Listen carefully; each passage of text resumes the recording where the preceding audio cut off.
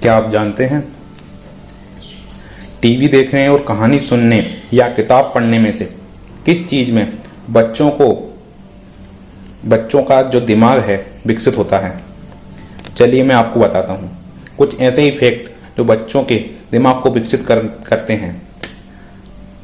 अगर कोई बच्चा टीवी देख रहा है और उसमें कोई कहानी चल रही है या दिखाई जा रही है और उस कहानी का कोई कैरेक्टर बात कर रहा है, हंस रहा है, दौड़ रहा है, गिर रहा है, हवा में उड़ रहा है या कुछ भी कर रहा है,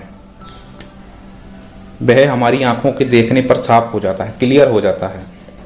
मतलब बिना किसी परेशानी के, बिना किसी तर्क के हमारा दिमाग उसे समझ लेता है, क्योंकि टीवी में हम सब कुछ पिक्चर के थ्रू देखते हैं और हमारा जो मस्तिष्क है, दिमाग है, माइंड है, वो पिक्चरों को अच्छी तरह से समझता है और वो फिर उस चीज के बारे में कल्पना भी नहीं करता और बिना किसी कल्पना के या बिना किसी लोड परेशानी के दिमाग का काम आसान हो जाता है। इसके चलते उसका विकसित होना ना के बराबर हो जाता है।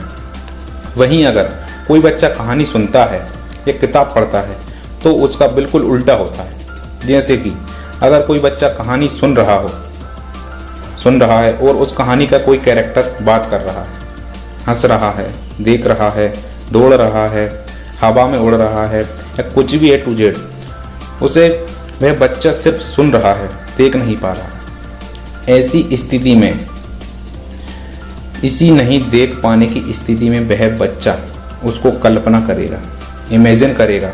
कल्पना करने में अपना दिमाग लगाएगा, इमेजिन करने में माइंड लगाएगा कि वह कैसे हंस रहा है, कैसे बात कर रहा हो, कैसे दौड़ रहा होगा, कैसे हवा में उड़ रहा होगा। जो भी A to Z कुछ भी अपनी कल्पना में देख सकता है। कल्पना दिमाग को विकसित करती है। यही किताब पढ़ने पर भी होता है। कल्पना शब्दों को तस्वीर में बदल कर दिखाती है। यही कारण है कि टीवी देखने और कहानी सुनने या किताब पढ़ने में बच्चों का दिमाग विकसित होता है। इमेजिन सबकॉन्शियस माइंड की क्रिएटिव पावर को एक्टिव कर देती है। दिमाग किसी काम को सचमुच करने में या उसे कल्पित करने में कोई अंतर नहीं समझता। कल्पना सिर्फ इतना करती है कि दिमाग को और अधिक उपलब्ध करने के काबिल बनाती है।